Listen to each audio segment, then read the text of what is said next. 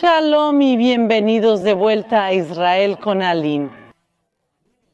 Hoy, en nuestro especial de Pascua, recorreremos juntos las últimas 24 horas de la vida de Jesús, siguiendo paso a paso el camino que Él recorrió. Con el cenáculo, el lugar de la última cena, Getsemaní, el lugar del beso de la traición, la prisión en la casa de Caifás, el lugar del juicio, la vía dolorosa, el Gólgota y terminando el día en la tumba vacía de Jesús. Grandes emociones nos esperan el día de hoy. Entonces, si están listas, vamos a comenzar.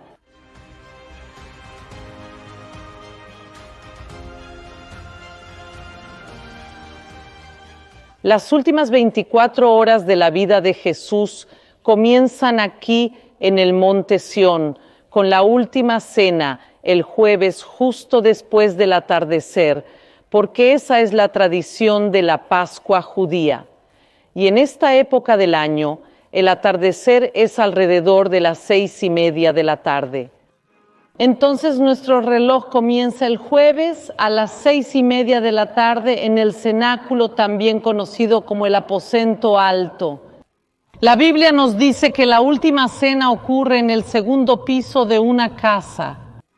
La Biblia no menciona el nombre del dueño o la dueña de la casa, pero la tradición más importante de Jerusalén dice que es este lugar. Entonces ahora vamos juntas a subir al cenáculo y saber más sobre los primeros momentos de las últimas 24 horas.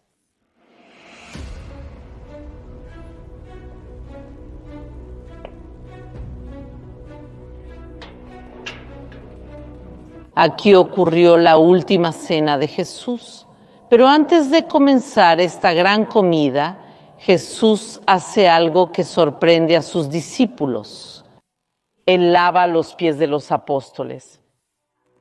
El lavado de pies era una práctica común en los tiempos bíblicos que el señor de la casa ofrecía a sus invitados.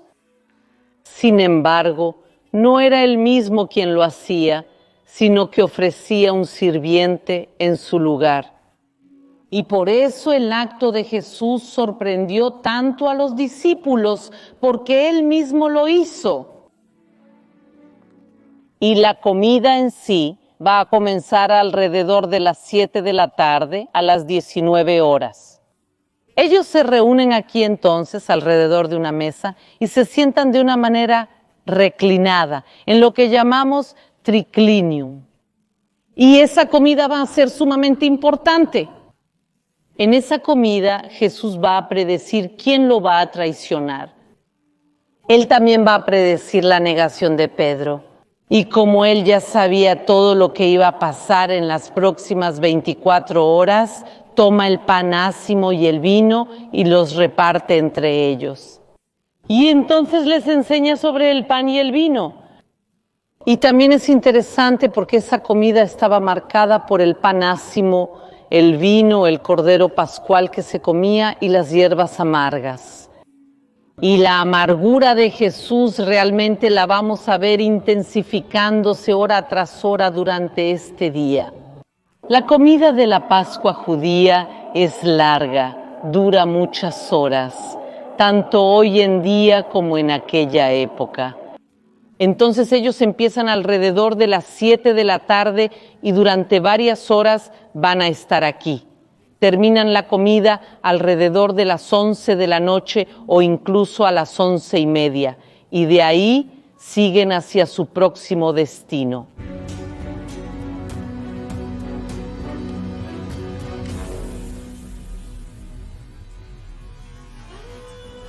Y después de esa gran comida, de ese momento bíblico tan importante, Jesús toma a sus discípulos. Y él va a hacer una caminata cruzando el valle de Cedrón en dirección al jardín de Getsemaní. Él llega con sus 11 apóstoles, todos ellos excepto Judas. Él deja a 8 de los apóstoles aquí afuera y solo con Pedro, Santiago y Juan, él va y entra donde nosotros también vamos a entrar ahora.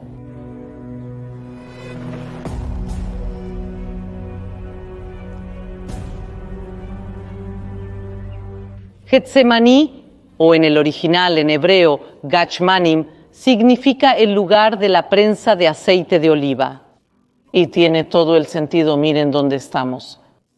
Aquí, hoy en día y en tiempos bíblicos, había mucha agricultura de olivos y aquí se prensaban las aceitunas para extraer aceite de oliva puro, incluso que podía ser usado para la unción en el templo de Jerusalén.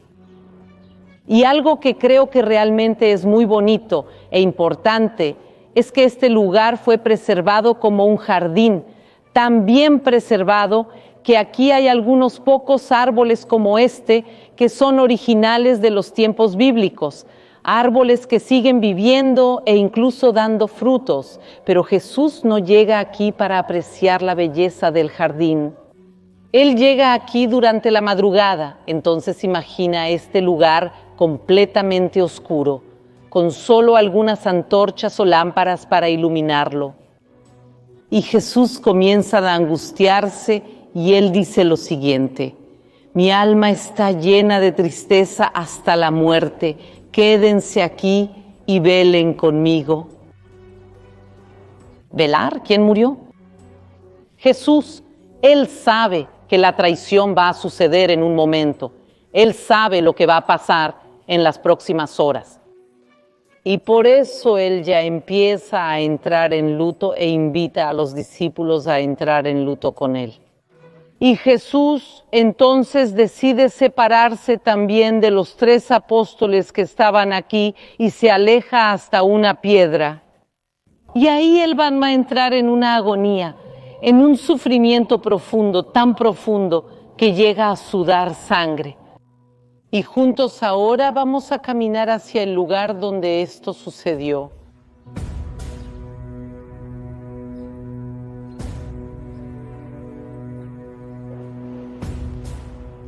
Vean qué increíble, este árbol también es de los tiempos bíblicos. Y al fondo podemos ver la Puerta Dorada, donde hicimos un video especial dentro de ella el domingo pasado. Voy a dejar el enlace aquí arriba, por si quieren verlo, pero ahora vamos a ver la piedra de la agonía.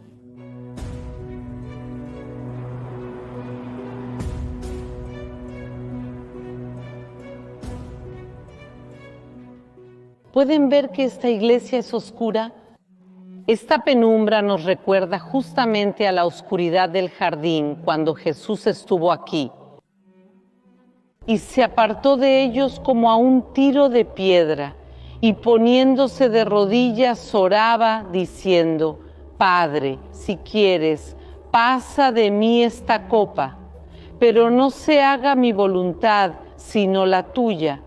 Y se le apareció un ángel del cielo que lo fortalecía, y estando en agonía, oraba más intensamente, y su sudor se volvió como grandes gotas de sangre que caían hasta el suelo.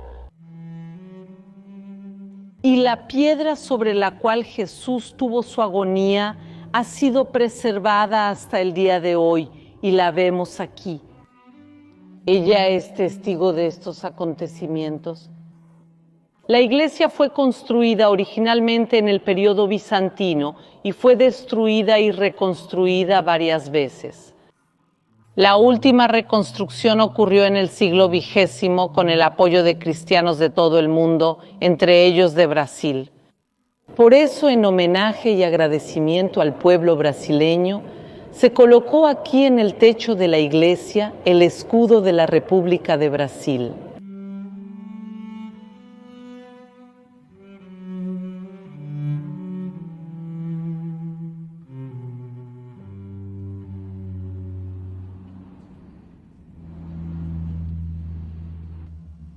Jesús realmente va a estar en una gran agonía y Él regresa al jardín y encuentra a los apóstoles dormidos, los despierta y vuelve a orar. Esto se va a repetir 3 veces y en la tercera vez que llega aquí y encuentra a los apóstoles dormidos, Él sabe que el momento está llegando y ahí también se le acerca Judas Iscariote con una multitud y muchos soldados y le da el beso de la traición a Jesús. Y entonces arrestan a Jesús y van a llevar a Jesús de aquí a la casa de Caifás, a donde nosotros también iremos ahora durante esta madrugada de tinieblas.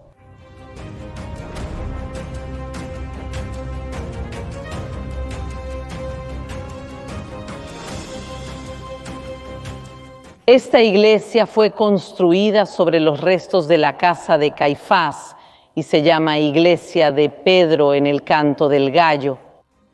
Porque vean lo que está dibujado aquí. Vemos esta gran comida y Jesús les dice, uno de ustedes me va a traicionar. Y Pedro va a decir, te amo, maestro, yo nunca te voy a traicionar. Y la respuesta de Jesús va a ser, antes de que el gallo cante, tú todavía me vas a negar 3 veces.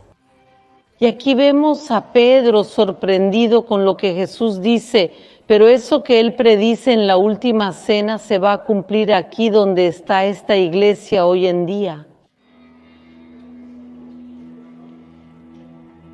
La parte original, la parte arqueológica, se encuentra algunos pisos más abajo. Entonces vengan conmigo, porque lo que vinimos a hacer aquí es seguir los pasos de Jesús y queremos ver las piedras originales donde todo sucedió. El nivel en el que estábamos es el nivel de los días de hoy. Bajando un poco encontramos el periodo bizantino, que es el primer periodo cristiano de Tierra Santa, y entre las muchas cosas de esa época que se encontraron, hay un hermoso piso de mosaico.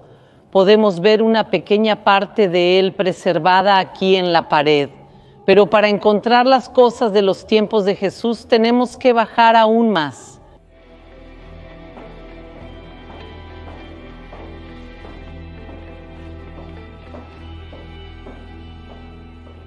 Jesús es traído aquí durante la madrugada, cuando la mayor parte de Jerusalén estaba dormida y no tenían la menor idea de lo que estaba pasando aquí dentro.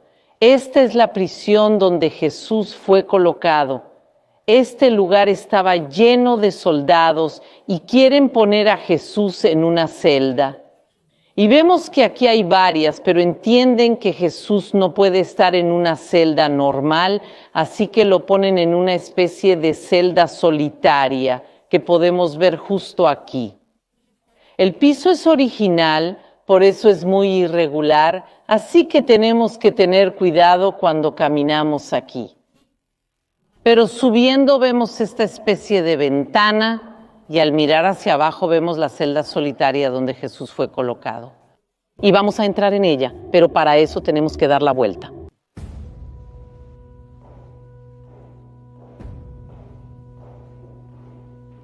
A cada paso que Jesús daba, a cada hora que pasaba, su sufrimiento aumentaba. Imaginen lo que es estar aquí preso, solo, durante la madrugada. Pero el mayor sufrimiento no era debido a la prisión en sí, sino a lo que sucedía afuera. Aquí, afuera de la prisión, estaba Pedro, el gran compañero de Jesús, uno de los apóstoles, tan querido por Jesús. 3 personas diferentes se le acercan y le preguntan, ¿lo conoces? ¿Eres uno de los Galileos? ¿Uno de los seguidores de Jesús? Y 3 veces Pedro niega a Jesús. Aquí es un sufrimiento más que físico, es un sufrimiento también emocional y espiritual. Y aquí el Salmo 88, que refleja el sufrimiento de este lugar. Y creo que la frase más importante es esta. Mi alma está saturada de sufrimiento y mi vida ha llegado a las puertas de la muerte. Jesús, Él pasa varias horas aquí dentro y sabemos que mientras Él estaba en la prisión, afuera el gallo empieza a cantar. Eso nos indica que probablemente ya llegó el amanecer. En esa época del año, el amanecer es alrededor de las 5:30 de la mañana. También hay una segunda interpretación que dice que tal vez ese gallo no era el animal, sino el trompetista del templo, que en la mañana también tocaba las trompetas 3 veces. Pero él también hacía eso justo al amanecer, al inicio de la mañana. Entonces, cuando los primeros rayos de sol están saliendo a las 5:30, 6 de la mañana, Jesús estaba aquí y luego, cuando amanece, Él va a ser llevado ante Poncio Pilatos.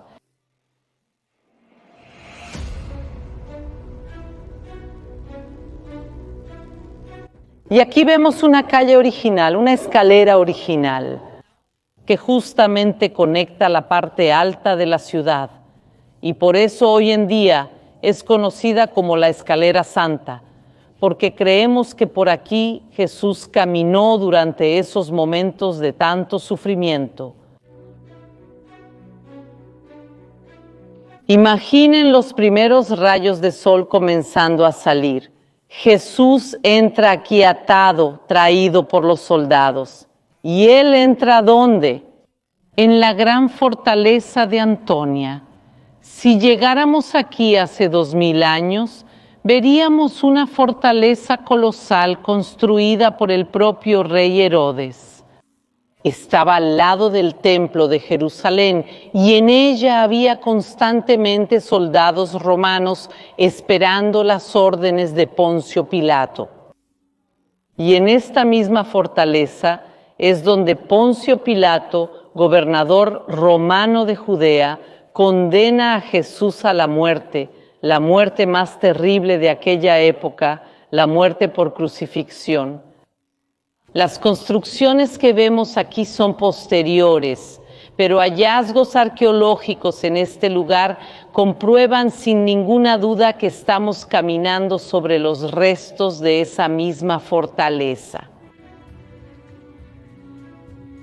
Y Poncio Pilato, además de condenar a Jesús a una muerte extremadamente dolorosa y sufrida en la cruz, quiere añadirle aún más sufrimiento y por eso, dentro de la fortaleza de Antonia, se lleva a cabo la flagelación de Jesús.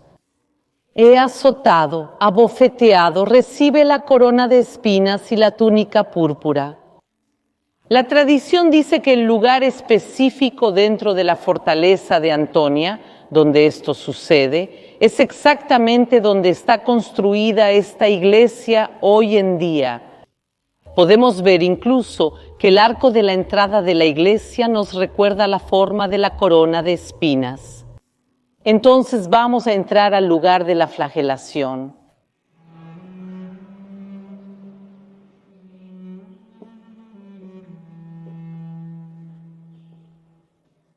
Aquí realmente vemos representado todo ese sufrimiento que Jesús pasa. Entre las representaciones aquí arriba de mí está la corona de espinas. El objetivo de poner una corona, aunque fuera de espinas, y una túnica púrpura, que era un color de la realeza, era que Poncio Pilatos quería burlarse de Jesús, burlarse del crimen del que estaba siendo acusado.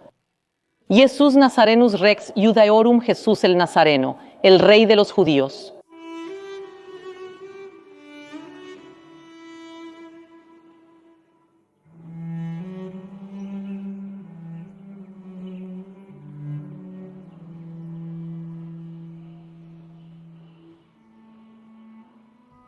Estas piedras sobre las que estoy caminando ahora son originales de la fortaleza de Antonia. La crucifixión era un método usado muy comúnmente por los romanos. Poncio Pilatos, él era famoso por crucificar a miles de personas.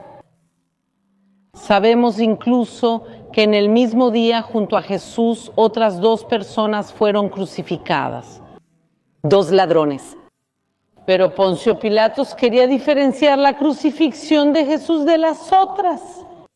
Y por eso, además del flagelo, él entrega la cruz a Jesús. y Jesús debía cargar la cruz por las calles de la ciudad.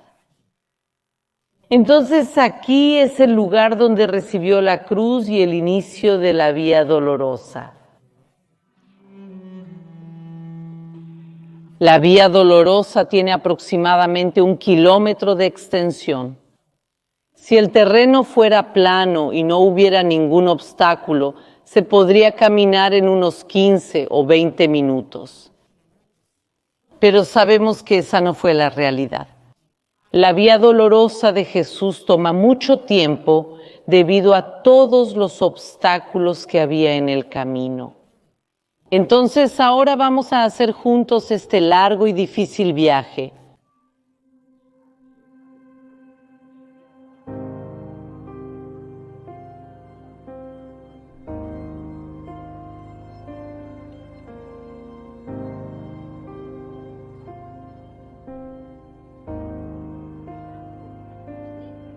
Ahora, aquí arriba vemos un gran arco.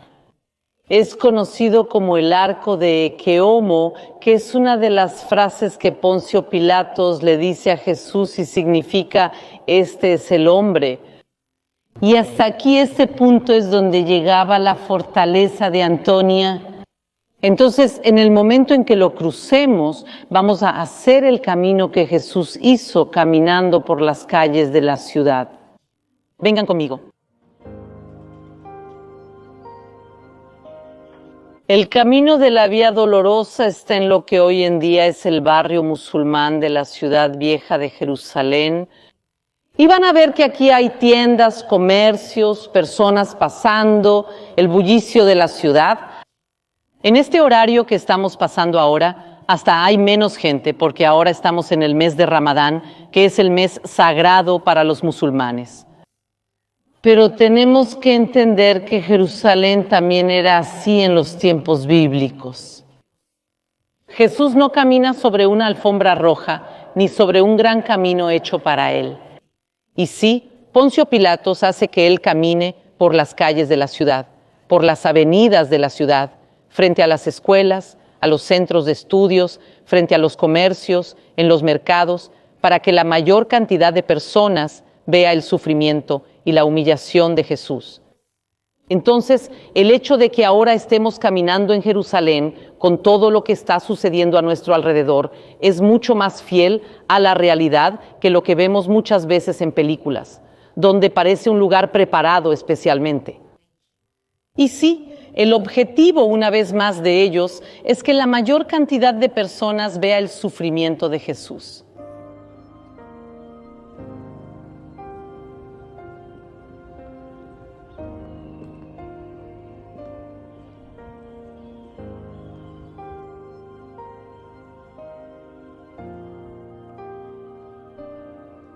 Ahora estamos llegando a una bifurcación de la Vía Dolorosa.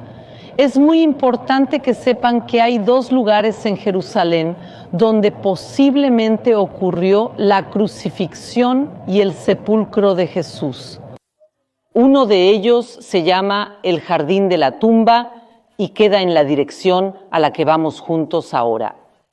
Y la segunda posibilidad se llama el Santo Sepulcro y está en esa dirección.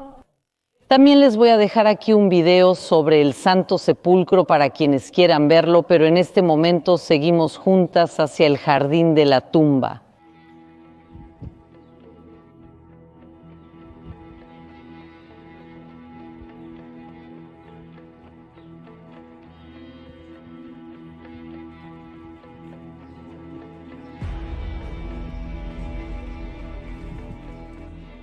Vean ahora cómo la ciudad en pocos minutos empezó a llenarse de gente. Y realmente esto refleja mucho mejor cómo se veía la ciudad en los tiempos de Jesús. También es importante que recordemos que toda esta zona aquí no es plana. Estamos subiendo, es una subida desde el momento en que se recibe la cruz hasta el Calvario. Jesús va a recorrer este camino lentamente. Primero está toda la cuestión de la subida. Segundo, Él va a estar cargando una cruz pesadísima. Hay varias discusiones sobre cuánto debería pesar esa cruz, pero el número más aceptado entre los historiadores es de aproximadamente 135 kilos. Pero de lo que sí estamos seguras es que la cruz era tan pesada que Simón de Cirene va a ayudar a Jesús a cargarla. También hay tradiciones que dicen que Jesús cae más de una vez con la cruz. Y por eso, despacio, despacio, ante los ojos de toda la ciudad de Jerusalén, Jesús, por este camino, carga su cruz.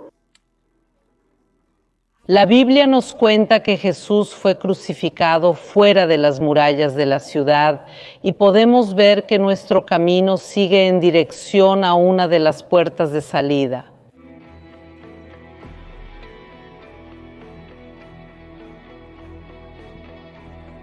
En este momento salimos por la puerta de Damasco y estamos fuera de las murallas de Jerusalén, pero esas murallas que vemos, tan hermosas y tan imponentes, fueron construidas solamente hace 500 años por el sultán Suleimán el Magnífico del Imperio Turco Otomano.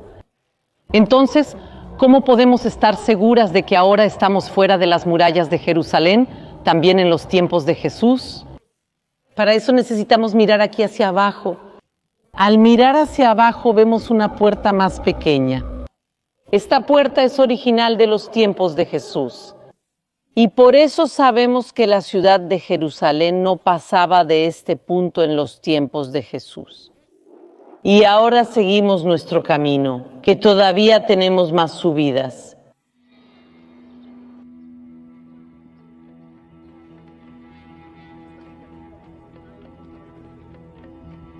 Otra cosa que dificultaba esta jornada, este camino, era el piso. Hace 2000 años el piso no era tan perfecto y asfaltado como lo vemos hoy en día. En el momento en que salimos de la puerta de Damasco, todo el camino hasta llegar al Calvario, ese camino era de tierra apisonada, un piso irregular, y dificultaba aún más el paso de Jesús, haciendo que el camino fuera todavía más lento.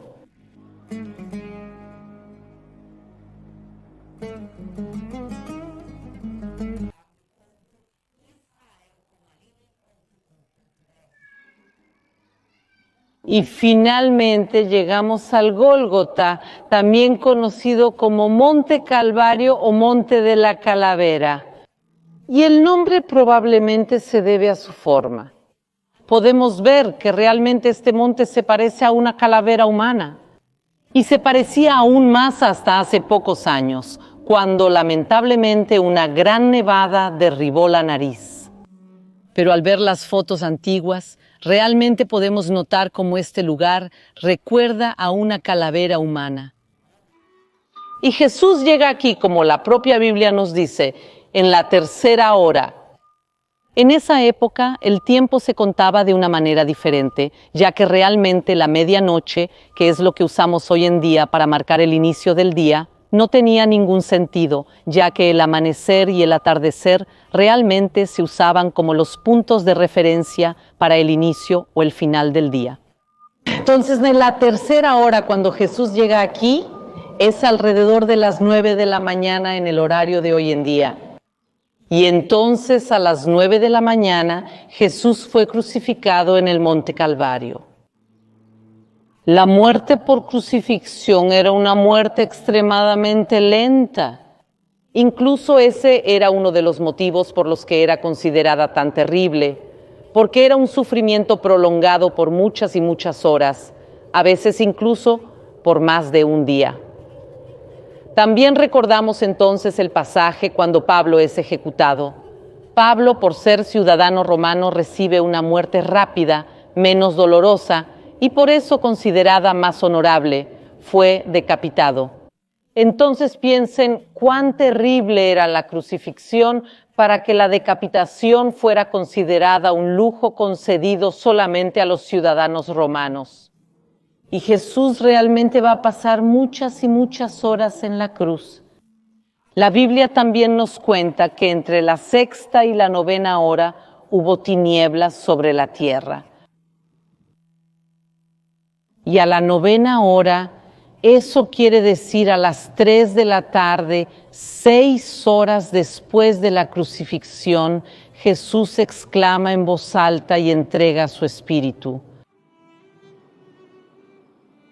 Todo esto sucedió un viernes y la tradición judía dice que los judíos deben ser sepultados antes del Shabbat, antes de la puesta del sol del viernes, que es alrededor de las 6:30 de la tarde. Pero hay un problema. Jesús no había preparado para sí mismo ninguna tumba aquí.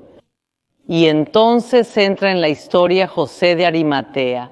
Él era un hombre muy rico que al lado del lugar de la crucifixión tenía una tumba nueva cavada en la roca. Al final de la tarde, el cuerpo de Jesús es bajado de la cruz y preparado según la tradición judía. Él es ungido, envuelto en una sábana y mortajas y llevado al sepulcro antes de la puesta del sol. Eso es alrededor de las 5:30 o 6 de la tarde.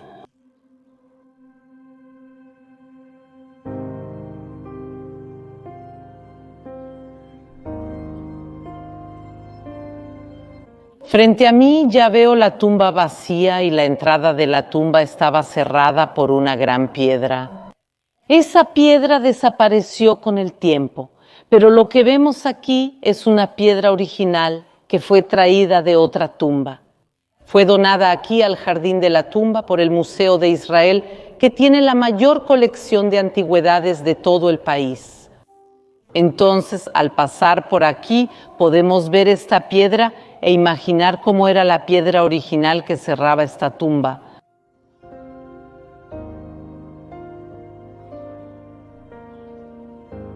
Como nos dice la Biblia, la tumba está cavada en la roca. Había esta primera parte que es la parte para los vivos, y aquí al lado el espacio donde se colocaban los cuerpos y el espacio específico donde creemos que fue colocado el cuerpo de Jesús. Es este de aquí. El cuerpo de Jesús fue colocado aquí un poco antes del atardecer y la entrada del sepulcro fue cerrada. Y así se completan las últimas 24 horas de la vida de Jesús aquí en Jerusalén. Pero la historia no termina con Jesús siendo colocado en el sepulcro, sino con el sepulcro vacío. Entonces, vamos a salir y hablar de la parte más importante de nuestra historia, que es el tercer día. Hoy, en nuestro especial de Pascua, hablamos mucho sobre las últimas 24 horas de la vida de Jesús. De todo el sufrimiento, toda la flagelación, la vía dolorosa, todo lo terrible que sucedió. Pero claro, cuando hablamos de la Pascua, el enfoque no son las primeras 24 horas, sino el tercer día, el día de la resurrección. Y puedo resumir todo lo más importante de la Pascua en una pequeña placa que está aquí dentro. Vengan conmigo. Esta placa estaba en la entrada del sepulcro hasta hace algunos años.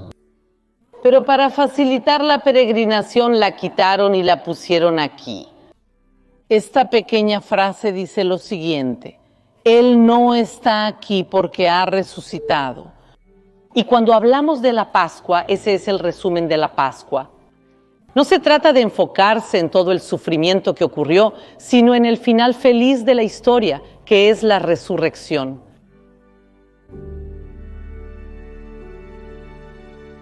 Estamos aquí con Juan Batista Evangelista. Él es brasileño, voluntario aquí en el Jardín de la Tumba desde hace muchos años. Él es quien recibe a nuestras caravanas brasileñas aquí y también a todos los brasileños que vienen a visitar este lugar tan especial. Y ahora, ya que estamos en el domingo de Pascua, me gustaría que nos hablaras un poquito más sobre la tumba vacía. Sí, estamos aquí viendo la tumba vacía. Él resucitó y podemos creer en el mañana. La Biblia dice que Jesús resucitó al tercer día aquí en Jerusalén, muy cerca de donde estamos ahora. El Príncipe de Paz está vivo y reina en todo el mundo. Que pueda estar bendiciendo tu corazón y el de tu familia. Y quiero desearles una feliz Pascua de 2024. Los esperamos aquí en Israel y en el Jardín de la Tumba, visitando la tumba vacía, que es el mayor testimonio de que Él resucitó y está vivo. Espero que les haya gustado nuestro especial de Pascua de este año. Feliz Pascua, Juan. Muchas gracias una vez más. Una vez más, gracias y feliz Pascua desde aquí, desde el Jardín de la Tumba. Una feliz Pascua para todos. Un domingo muy bendecido. Amén. Besos y hasta la próxima.